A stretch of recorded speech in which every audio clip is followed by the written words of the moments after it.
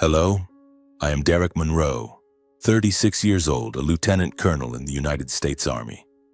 I live a disciplined life where every step is carefully calculated.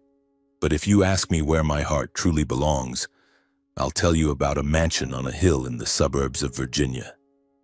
It's worth about $70 million, an immense fortune. That's where I grew up, where I learned the meaning of love, responsibility, and integrity. That place is not just a house. It's my entire world where my parents, Raymond and Barbara Monroe, instilled in me the values I carry throughout my life. But let me tell you, this story isn't just about me.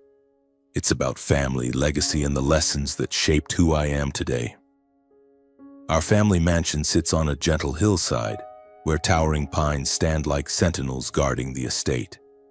The morning sunlight filters through the foliage, casting shimmering patches of light across the lawn, as if nature itself is painting a picture just for us. The house, with its pale gray stone walls and soaring windows, is not merely an architectural marvel. It's a symbol of the love and dedication my parents built. Every corner of the house, every room tells a story of our family, of the warm days I will never forget. I was born in that house, raised in the loving arms of my parents and the laughter of my younger brother, Ethan. My father, Raymond Monroe, was a tall man with salt and pepper hair and sharp, piercing eyes. He was a successful businessman, the founder of a renowned investment firm in Virginia. But what made me respect him wasn't his wealth or fame, it was the way he lived.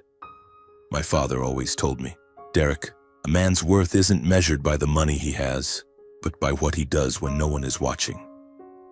Those words are etched in my mind, serving as a guiding compass for every decision I make. My father was strict, but never lacked love. I remember weekend mornings when he would sit at the large dining table reading the newspaper through his silver-framed glasses, while Ethan and I ran around the house pretending to be knights battling dragons. He would look up, smile, and call us over. "My two boys, come here. Tell me what you learned today."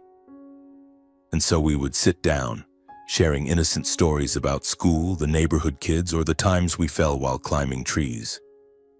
He always listened, never interrupting, and always ended with a small lesson. "Remember, Derek, Ethan," he would say, "a man must take responsibility for his actions. No matter how hard it is, always do what's right." My mother, Barbara, was the heart of our family. She had a gentle smile, eyes that shone like moonlight, and a warm voice that could melt away any sorrow. If my father taught me about responsibility and integrity, my mother taught me about love and selflessness. She was an intelligent woman, a former literature teacher who devoted all her time to our family. Every evening she would sit by the fireplace telling Ethan and me fairy tales or reading poetry. I still remember her voice soothing like a river as she recited lines from Whitman or Frost. "Derek, my boy," she would say, holding my hand tightly, "strength doesn't mean being tough. A true man knows how to love and forgive." My mother had a way of making everything special. Every year for my or Ethan's birthday, she would bake a large cream cake, decorating it with intricate sugar flowers she crafted with care. I remember the sweet aroma of cookies baking in the kitchen, her soft humming, and the way she hugged us as if nothing in the world mattered more than family. "You boys are my greatest treasures," she would say, and I believed it with all my heart. Ethan, my younger brother, is 9 years my junior. He's different from me in many ways. While I loved running around, climbing trees, or playing ball with the neighborhood kids, Ethan preferred sitting alone with his sketchbook, drawing the forest behind our house or the birds soaring across the sky. He was sensitive, vulnerable, but had a resilient heart that I always admired. Ethan was never one to pick fights, but he always stood up for what he believed in. I remember once, when he was just 7, a bigger kid in the neighborhood teased him for liking to draw. Ethan just stood there, clutching his pencil tightly, and said, "I don't need to fight to prove I'm right."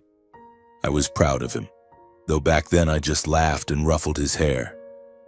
We grew up surrounded by love, but also under strict guidance. My parents never allowed us to become arrogant because of our privileged upbringing. "You live in a beautiful house, but don't let it define you," my father said.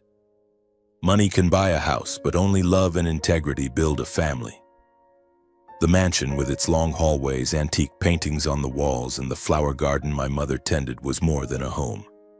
It was a symbol of our family's legacy, of the values my parents wanted to pass down to us. One of my fondest memories is of family evenings in the grand dining room. The oak table was covered with a white silk cloth, laden with dishes my mother prepared herself: roast beef, mashed potatoes, and warm bread. My father would raise a glass of wine, his eyes gleaming with pride, and speak of family tradition. "This is our legacy," he would say, his deep, warm voice echoing through the room.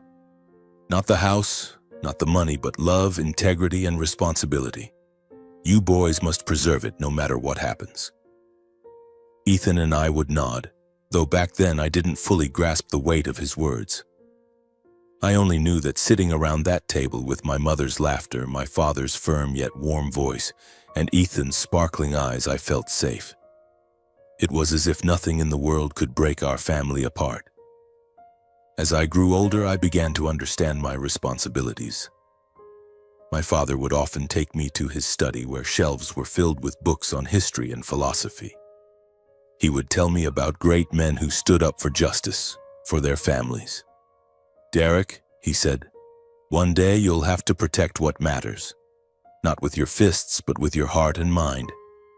I nodded, not fully understanding, but his eyes, stern, full of expectation, made me want to become a man he could be proud of. It was my parents' profound lessons that shaped who I am.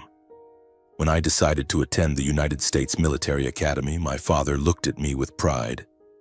"Son, you're choosing a difficult path, but I believe in you." My mother, though worried, smiled. "Take your heart with you, Derek. Don't let the military harden it."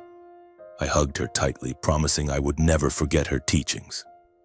But I never imagined that, just a few years later, that promise would be tested by losses and fractures I could never have foreseen. The mansion, once a symbol of love and unity, gradually became a battlefield where I had to fight to protect what remained of my family. When I was 21, immersed in the grueling days at the military academy, a phone call turned my world upside down. I was on the training field, drenched in sweat after a rigorous session, when the commanding officer summoned me to the office. "Monroe, urgent call from your family." My heart pounded, not from exhaustion, but from a sinking premonition. I grabbed the receiver, and Ethan's voice came through, trembling and choked with sobs. "Derek, Mom's gone." The world crumbled beneath my feet. I stood in that small, cold room with its stark white walls, feeling the air sucked out of my chest. "What did you say?" "Mom, how?" I asked, my voice breaking, though I knew Ethan wasn't lying. He cried, his sobs mingling with fragmented words. "A car accident, a truck that lost control, and Mom, the woman who was always the light of our family, was gone forever." I requested leave immediately and caught the earliest flight back to Virginia. When the plane landed, I was no longer Derek Monroe, the ambitious young man from the military academy. I was just a son who had lost his mother, confused and shattered. The mansion, once vibrant with Mom's laughter, was now cloaked in a terrifying silence. I stepped into the living room, where the light from the large windows seemed dimmer than ever. Ethan ran to me, throwing his arms around me, his tears soaking my shirt. "Derek, Mom's not coming back, is she?" he asked, his voice breaking. I couldn't answer, only held him tightly, trying not to collapse myself. My father sat in the large armchair where he used to read the morning paper. But this time, there was no newspaper in his hands. His eyes were red, his hands clutching Mom's silk handkerchief, the one she always carried. I wanted to hug him, to say something to ease his pain, but I just stood there, helpless. He looked at me, and his eyes were no longer those of the strong man I admired. They were empty, as if a part of his soul had left with Mom. Mom's funeral took place a week later, on a dreary, drizzling day. Family, friends, and Dad's colleagues gathered at the small church near the mansion. I stood by the coffin looking at Mom's serene face, feeling my heart constrict. Ethan held my hand trembling while Dad stood in a corner, silent, as if he didn't want anyone to see his pain. I wanted to scream, to demand why this had happened. But I stayed silent, knowing no words could bring her back. In the months that followed, the mansion felt alien. Laughter had vanished, replaced by a heavy silence. Dad threw himself into work, often absent, as if only work could help him forget the pain. Ethan, only 12, became more withdrawn. He stopped drawing pictures of the forest or the sky. Instead, he would sit alone in his room, clutching the wool scarf Mom had knitted for him. I tried to be there for Ethan whenever I could, but my studies and training at the academy limited me to phone calls or weekend visits. "Derek, do you think Mom's watching us?" Ethan asked me once over the phone, his voice tiny, as if afraid someone might hear. I swallowed hard, trying to keep my voice steady. "Mom's always here, Ethan, in our hearts." But even as I said those words, they felt insufficient. Nothing could fill the void Mom left behind. 2 years after Mom's passing, I graduated from the military academy and began my career in the Army. My life became long days of training and missions that demanded absolute focus. But every time I returned to the mansion, I felt the emptiness. Dad kept working relentlessly, but he seemed more distant. The family dinners where we once laughed were now just memories. Ethan grew up, but he carried a sadness I couldn't erase. Then one day, after returning home from a training stint, Dad called me into his study. He sat behind his large desk, his eyes a mix of nervousness and apprehension, rare for a man as confident as he was. "Derek," he said, his voice low, "I need to tell you something. I'm getting remarried." I was stunned, as if someone had punched me in the chest. Remarried? The man who said Mom was the love of his life now wanted to replace her? I tried to stay calm, but anger and pain surged within me. "Remarried? To whom?" I asked, my voice colder than I intended. "Her name was Vivian," he said. "A woman he met through work, someone who understood him and brought light after years of darkness." I wanted to scream that no one could replace Mom, but I only nodded, seeing the look in Dad's eyes. Not of a man in love, but of someone trying to fill a void. Vivian entered our lives like a strange breeze. She was beautiful, with glossy blonde hair and a perfect smile. But something in her eyes made me distrust her. She brought along her daughter, Holly, who was Ethan's age, 14. Holly had her mother's face, but a sharp, snarky personality. At our first meeting, Vivian hugged me, saying sweet words about wanting to be part of the family. "Derek, I've heard so much about you. I hope we'll be close." Her voice was honeyed, but I felt a suffocating falseness whenever I was near her. Holly was different. She looked at Ethan as if he were an intruder in the home we grew up in. "This house is huge," she said, smirking as we showed her the garden. "But it must be so boring, right, Ethan?" I saw Ethan lower his head, silent, and I had to restrain myself from saying something right then. Vivian and Holly moved into the mansion soon after. Dad held a small wedding, inviting only a few close friends and colleagues. I stood there in my military uniform, trying to smile for Dad, but my heart was heavy. Ethan, in a small suit, held my hand tightly, as if clinging to something familiar. "Derek, will everything be okay?" he asked, his voice trembling. I squeezed his hand. "It'll be fine, little brother. I promise." But I was wrong. Vivian and Holly's arrival marked the first crack in our family. Vivian quickly took over the mansion, changing everything to suit her tastes. Mom's rose bushes in the garden were replaced with exotic flowers she preferred. The paintings Mom had hung on the walls were taken down, replaced with modern art I couldn't understand. I tried to accept it for Dad's sake, but each change felt like a knife cutting into my memories of Mom. Ethan suffered the most. He started telling me about Holly's taunts, calling him a weak kid or an outsider. One time, over the phone, he cried. "Holly stole the picture I drew for Mom, Derek. She tore it up in front of me and laughed." Vivian told me not to make a big deal out of it. My blood boiled. That picture, a drawing of the forest Ethan had made for Mom for Thanksgiving, was his most precious memory of her. I requested leave and flew home immediately. That night in the living room, I confronted Vivian and Holly. "If you ever touch Ethan again, I won't let it slide," I said, my voice trembling with anger. Vivian smiled, that fake smile I despised. "Derek, you've misunderstood. We're family." Holly stood behind her mother, smirking as if daring me. Dad stood in the corner of the room, silent. I looked at him, hoping he'd say something, defend Ethan as he once protected us, but he only lowered his head, avoiding the conflict. In that moment, I felt a deep crack in my relationship with him. The loyalty I had for him began to waver. I couldn't let Ethan stay in that toxic environment. He was too sensitive, too vulnerable to face Vivian and Holly's cruelty.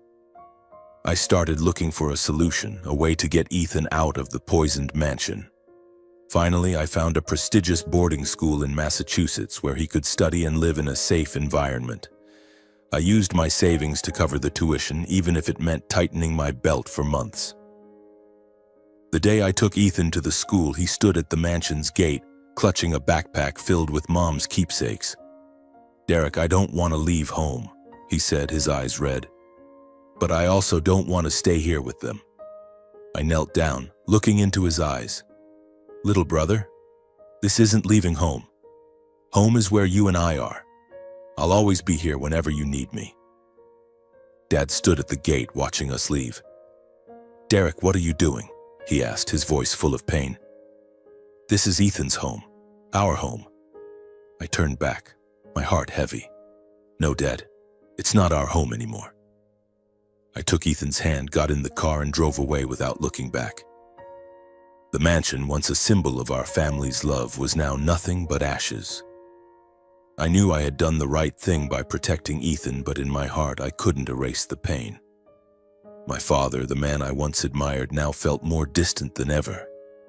And I, Derek Monroe, stood at the crossroads of loyalty and hurt, wondering if our family could ever be mended. In the years that followed, after Ethan moved to the boarding school, I threw myself back into work.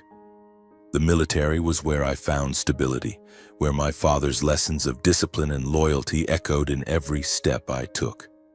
I advanced quickly, earning several commendations and medals. But each time I received a medal or praise, I thought of Dad, his proud eyes when I graduated from the military academy.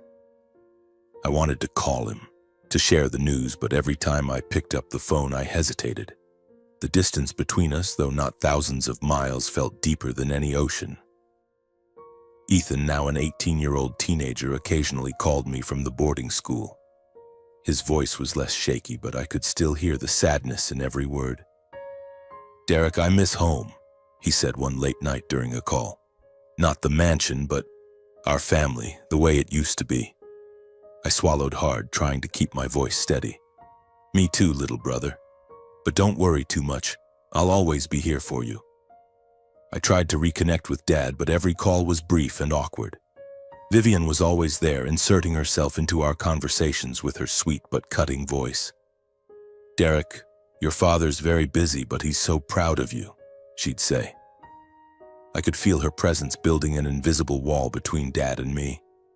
Then on a stormy day when I was 31, now a lieutenant colonel with a demanding workload, Ethan called me, his voice panicked. "Derek, Dad's sick, really sick." My heart tightened. "What's wrong? Who told you?" I asked, trying to stay calm.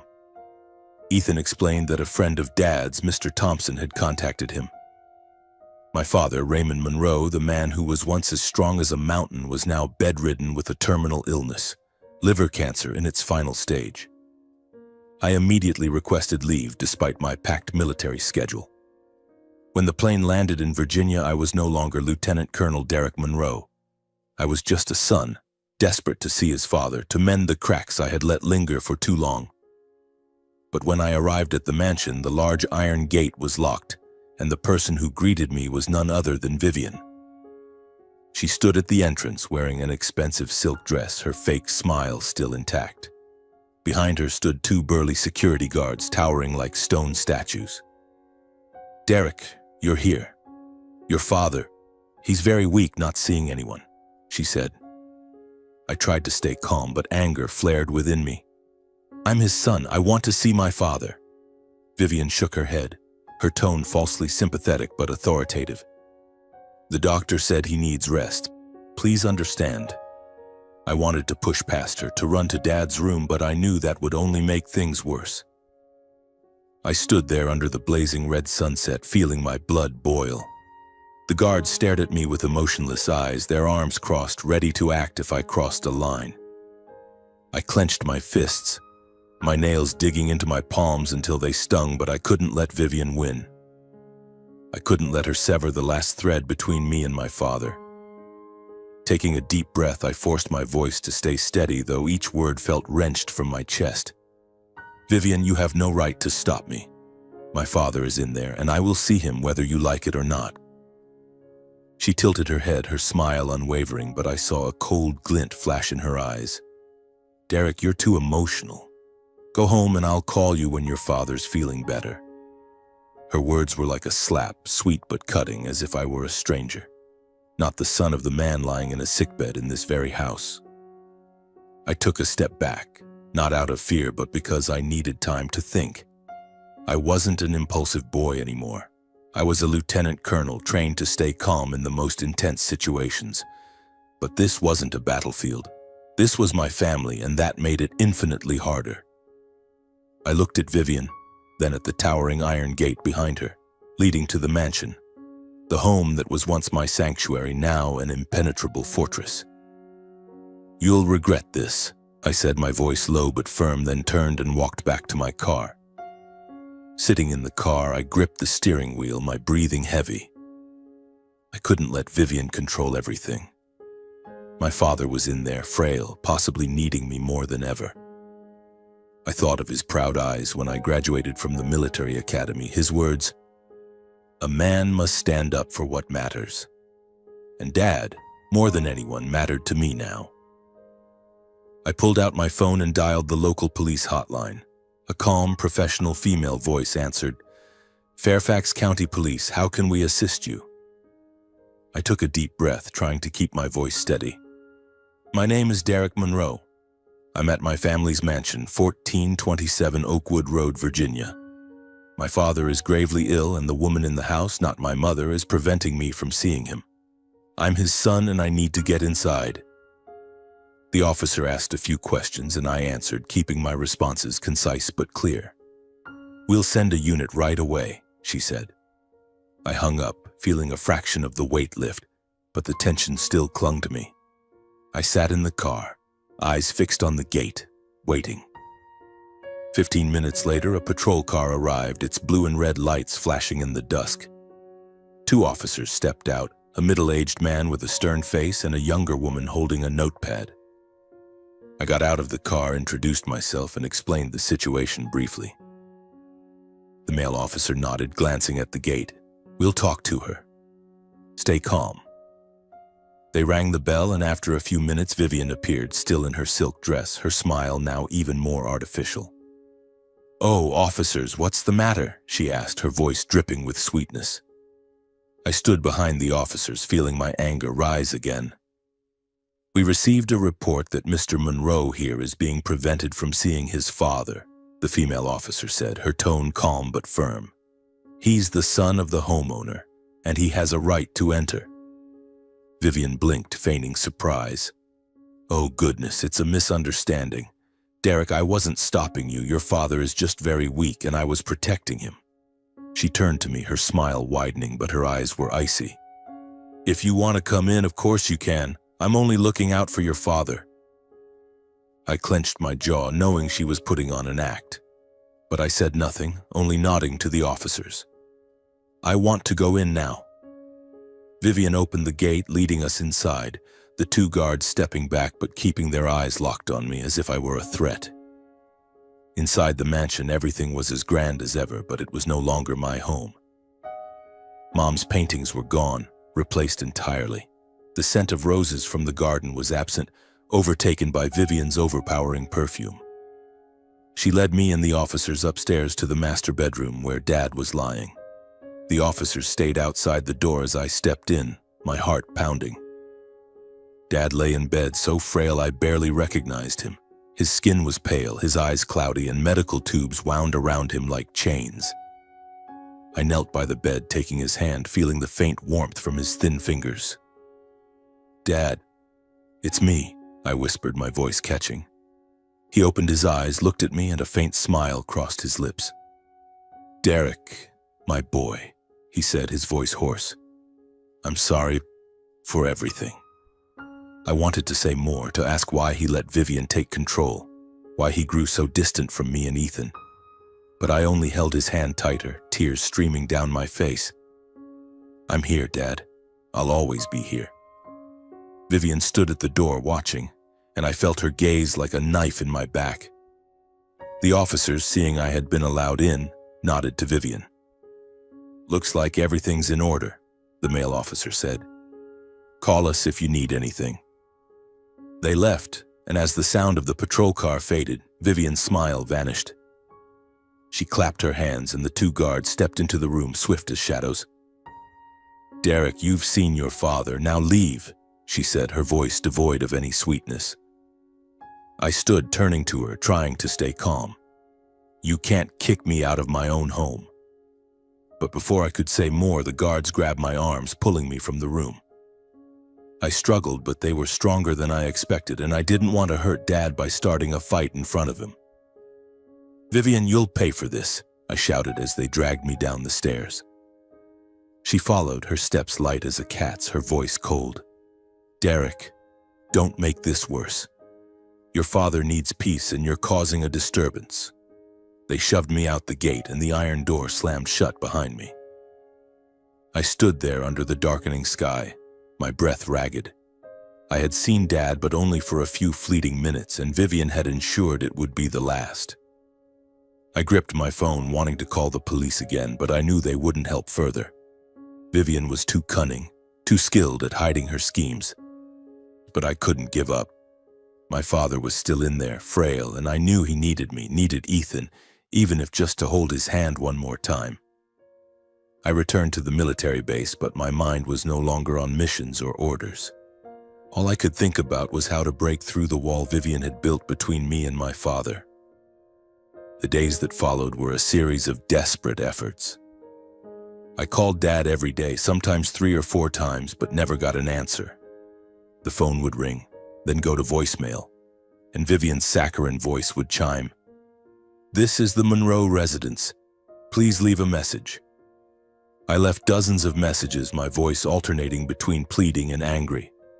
"Vivian, please let me speak to my father. I'm his son." But there was no response. I tried texting, sending short messages. "Dad, it's Derek. I want to know how you're doing. Please call me." But the phone screen remained silent, as if my words had fallen into a black hole. I didn't stop there. I wrote letters, long handwritten ones, the way Mom used to when she had something important to say. I told Dad about my days in the military, about Ethan, about how I missed our family evenings by the fireplace. I wrote that I was sorry for letting the distance between us grow, that I wanted to see him, even just one more time. I sent those letters to the mansion, hoping they'd reach him. But weeks passed with no reply. I began to wonder if Dad ever received my letters, or if Vivian had intercepted them just as she blocked every path to him. I reached out to Ethan, now in his final year of college, and he reported the same. "Derek, I called Dad too, but Vivian always answers," he said, his voice heavy with frustration. "She says he's sleeping or in treatment, but I don't believe her. She's doing something, Derek." I heard the pain in Ethan's voice, and it cut into my heart like a knife. I wanted to reassure him, to say everything would be okay, but I couldn't lie. "I'll find a way, Ethan," I promised, though I didn't even know where to start. I tried contacting Dad's old friends like Mr. Thompson, but they too were shut out by Vivian. "She's not letting anyone in, Derek," Thompson said over the phone, his voice laced with helplessness. "I tried to visit Raymond, but she said he didn't want to see anyone. I don't know what else to do." Anger surged within me, but more than that, I felt powerless. I was a lieutenant colonel, trained to face any challenge, Yet against Vivian, I felt like a failure, unable to protect my father as he battled illness. About a month later, while I was at the base preparing for a briefing, my phone buzzed. I glanced at the screen and saw the mansion's number. My heart raced, hoping it was Dad. But when I answered, Vivian's voice came through cold and composed. "Derek, I'm calling to inform you.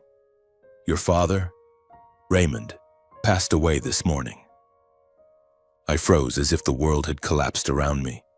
"No, that's not possible," I muttered, but Vivian continued as if reading a formal announcement. "He passed peacefully. I did my best to care for him. The funeral will be held this weekend. You and Ethan should come." I don't recall what I said, or if I said anything at all. I only remember the emptiness, as if a part of my soul had been torn away. Dad, the man who taught me about integrity and responsibility, was gone, and I hadn't been there for his final moments. I called Ethan immediately, my voice choking as I broke the news. "Derek, why weren't we allowed to see him?" he asked, his sobs over the phone tearing my heart apart. I picked Ethan up from his dorm and we flew to Virginia together, preparing for the funeral. As we entered the small church near the mansion, the same one where Mom's funeral was held, I felt like I was reliving a nightmare. A crowd gathered, Dad's old friends, colleagues, and unfamiliar faces all there to say goodbye. Vivian and Holly stood at the center, playing the roles of grieving wife and daughter. Vivian wore an elegant black dress, tears streaming down her face, but her eyes were cold, as if she were performing a meticulously rehearsed act. Holly stood beside her, head bowed, but I caught her glancing at me, a faint smirk flickering across her face. Ethan and I stood in a corner, holding hands, trying to stay strong. I looked at the coffin where Dad lay and felt regret crushing my chest. I hadn't done enough to break through Vivian's wall. I hadn't been there when he needed me most. Ethan squeezed my hand, tears falling silently. "Derek, will Dad forgive us?" he asked, his voice trembling. I hugged him, whispering, "Dad always loved us, Ethan. Nothing will ever change that." After the funeral, Ethan and I decided to return to the mansion. We didn't expect much, just to retrieve a few of Dad's keepsakes, perhaps his favorite wristwatch or the notebook where he used to jot down thoughts about Mom. It was a way to keep him close, to feel that he was still watching over us. But when we arrived, the large iron gate was locked and Vivian stood at the entrance, Holly by her side, both like gatekeepers of a fortress. "Derek, Ethan," Vivian said, her voice sweet but cutting. "I'm so sorry about your father, but you can't come in." I was stunned, feeling as if I'd been slapped. "This is our home," I said, trying to keep my voice calm. "We just want to take a few of Dad's keepsakes." Vivian shook her head, her fake smile returning. "This house now belongs to me and Holly. Raymond made a will before he passed, leaving all his assets, including the mansion, to us. If you want to contest it, talk to my lawyer." She handed me a piece of paper with Dad's signature, declaring that the $70 million mansion and everything in it now belonged to her and Holly. Ethan gripped my hand, trembling. "Derek, Dad wouldn't do this," he whispered, his eyes red. "He loved us. He wouldn't." I looked at him, my heart breaking. I wanted to break down the gate, to storm in, to scream that this was our home, our parents' legacy. But Vivian's eyes, cold, confident, told me she knew she had won. "Vivian," I said, my voice firm, "you may keep this house, but you can't take what our parents left us. I'll find the truth." She only smiled, saying nothing, and signaled to the 2 guards behind her. They didn't touch us, but their presence was a clear warning. I took Ethan's hand, pulling him back to the car. "Come on, little brother. We'll find a way." As the car pulled away from the mansion, a fire ignited in my chest. Vivian and Holly might think they'd won, but I was Derek Monroe, son of Raymond and Barbara Monroe, raised to fight for what's right. The mansion wasn't just property, it was a symbol of the love and legacy my parents had built with their lives. I wouldn't let schemers steal that away. I glanced at Ethan, seeing both grief and determination in his eyes, and I knew we would fight for justice together, no matter the cost. I drove Ethan to my small apartment on the outskirts of Virginia where I stayed when not on duty at the base. He sat on the sofa, clutching the backpack containing the few keepsakes of Mom, his eyes vacant. "Derek, did Dad really make that will?" he asked, his voice trembling. I knelt before him, placing a hand on his shoulder. "Ethan, I don't believe it. Dad loved us. He wouldn't do that. I'll find out what's going on." I started by contacting Mr. Thompson, Dad's close friend, the only one who had tried to warn me about Vivian. I called, and he agreed to meet me at a familiar coffee shop downtown. When I arrived, Thompson sat in a corner, his aged face etched with worry. "Derek, I tried to tell you," he began, his voice low. "Vivian controlled everything once Raymond got sick. I don't trust her, but I have no proof." I told him about the will Vivian presented, how she claimed the mansion belonged to her and Holly. Thompson shook his head, his eyes flashing with indignation. "Raymond wouldn't do that. You know how much he loved you boys.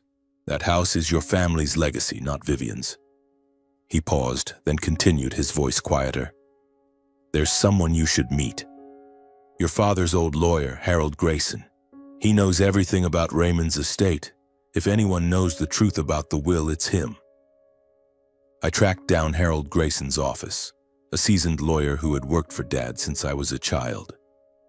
His office was in an old but elegant building in downtown Virginia, filled with wooden shelves packed with files and the scent of aged paper. Grayson, a man in his 60s with silver hair, greeted me with a warm but worried look. "Derek, I'm so sorry about your father," he said, motioning for me to sit.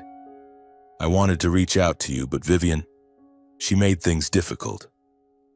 I explained the will Vivian showed us, how she locked the mansion and claimed it as hers and Holly's. Grayson listened, nodding slowly, but I noticed his hand tightening around the pen on his desk.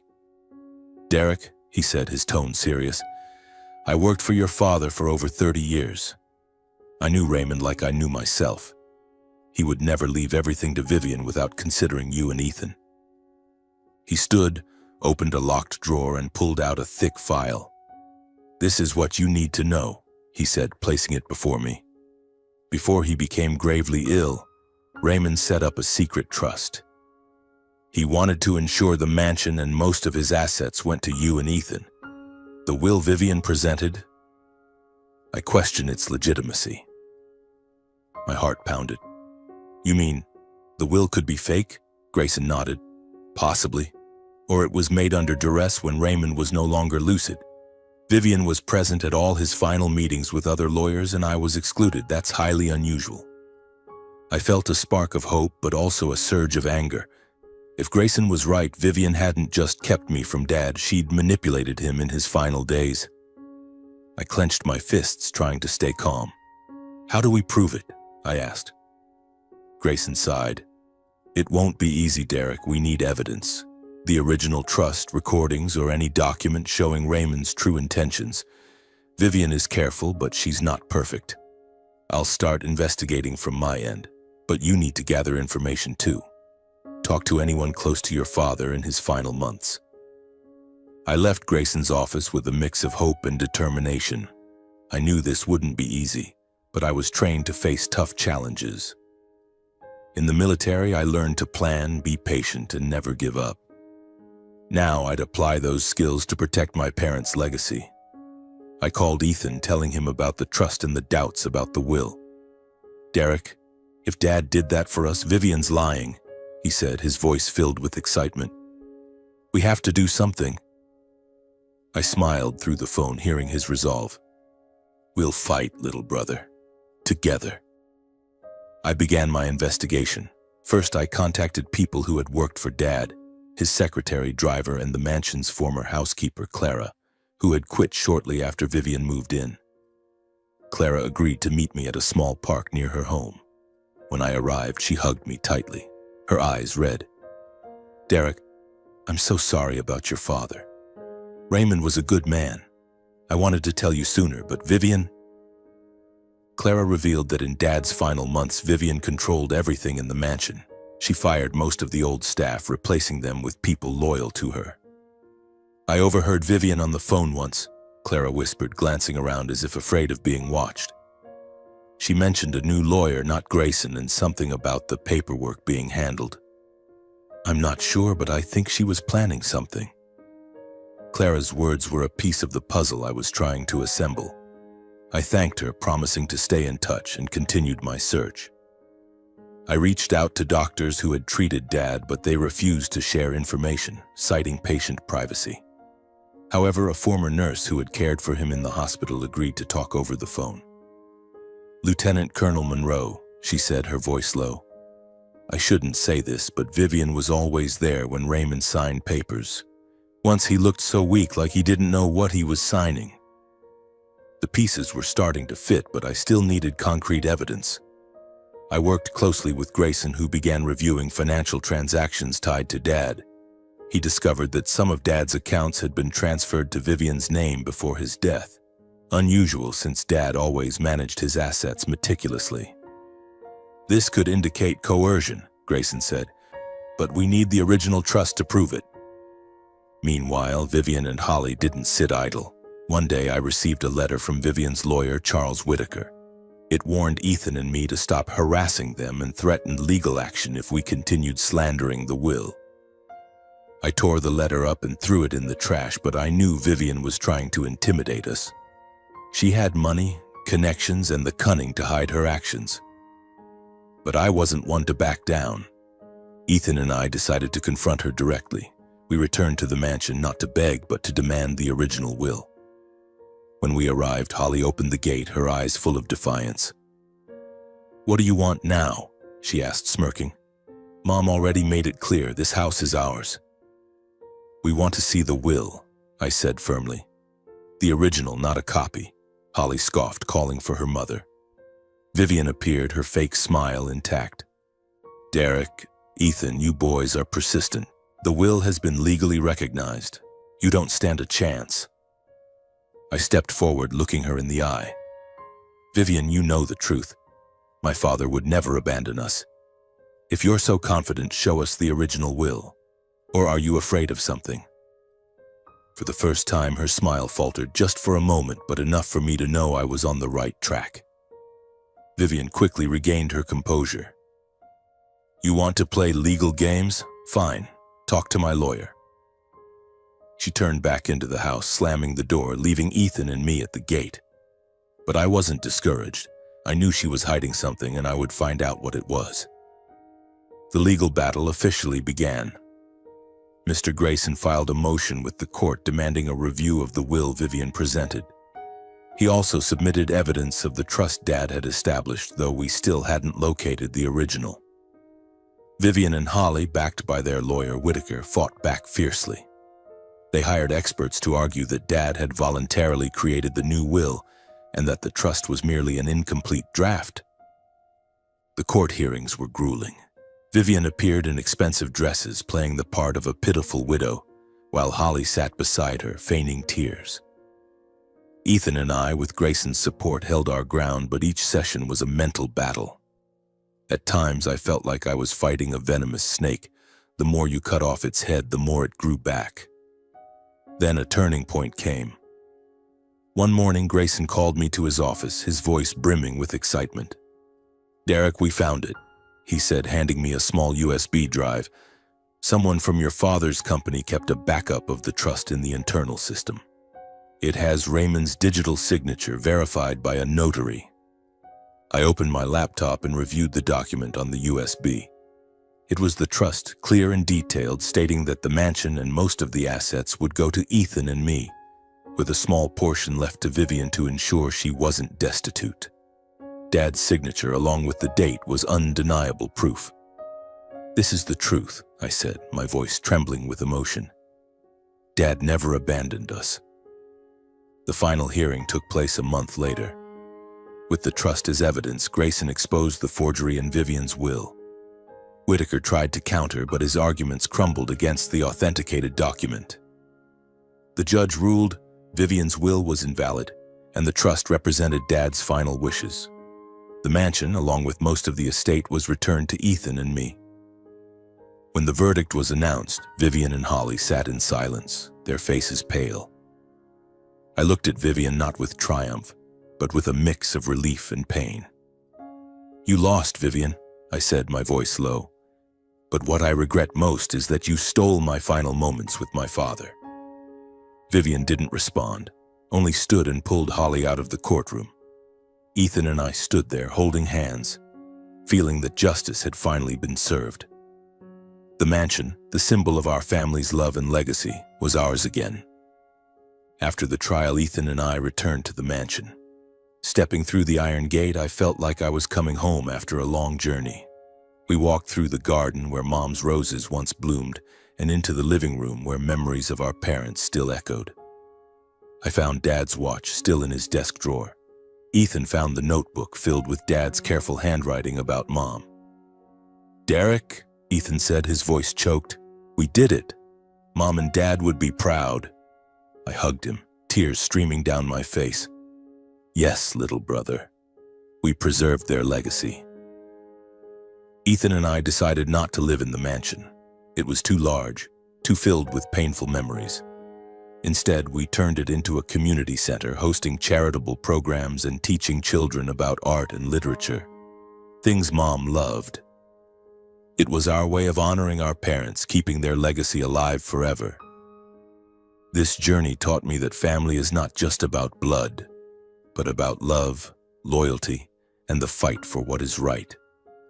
I, Derek Monroe, learned to balance the strength of a soldier with the compassion my mother instilled in me.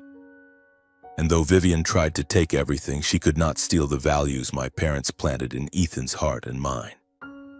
Standing in the mansion's garden where Mom's roses once bloomed, I felt a peace I thought was lost forever. The morning sunlight filtered through the pine trees, casting shimmering patches across the lawn, just as it did when I was a boy running around with Ethan. The house, with its gray stone walls and towering windows, was no longer a battlefield of pain and betrayal. It had become once again a symbol of family love, of the legacy my parents built with their hearts. Ethan stood beside me, clutching Dad's notebook, its yellowed pages filled with his words about Mom, love letters written in his loneliest days. "Derek," he said, his voice steady but deep, "we did it. We kept our promise to Mom and Dad." I turned to him, seeing his eyes shine, no longer those of a vulnerable boy, but of a resilient young man full of hope. I smiled, placing a hand on his shoulder. "Yes, little brother. We did." The decision to turn the mansion into a community center wasn't easy. It was more than a home. It was our childhood, memories of fireside evenings, family dinners, and lessons from our parents. But we knew keeping it for ourselves wouldn't make Mom and Dad proud. Mom, with her selflessness, always wanted to share joy with others. Dad, with his nobility, believed a true legacy is what you leave for the world. So we began the plan: transform the mansion into a space for underprivileged children, where they could learn art, literature, and skills to build their futures. We named the center Monroe House in honor of our parents.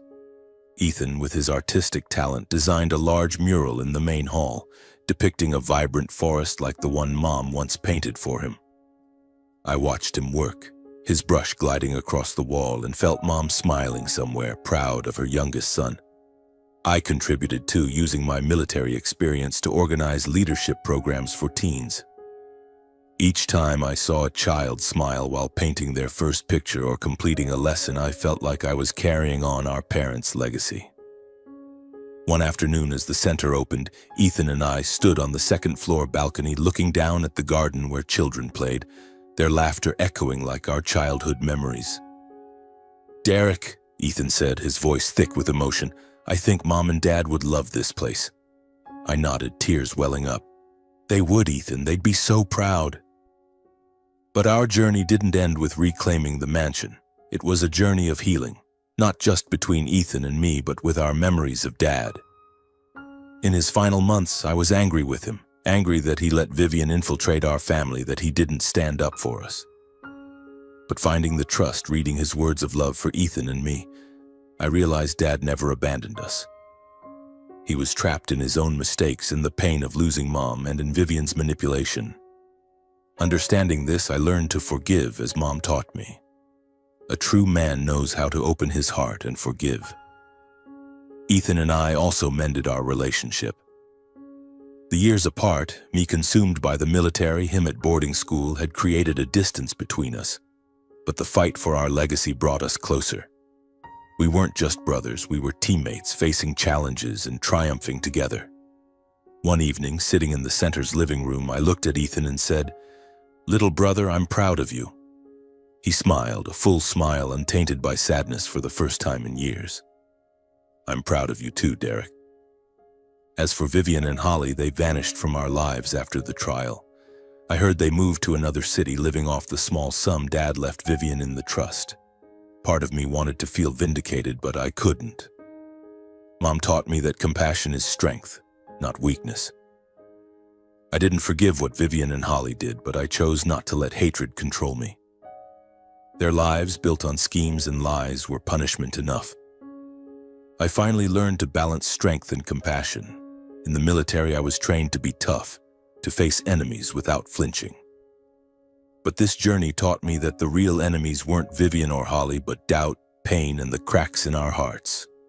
I fought not just to reclaim the mansion, but to preserve the values my parents passed down: love, loyalty, and responsibility. My story doesn't end here. Life goes on with new challenges, but I'm no longer afraid.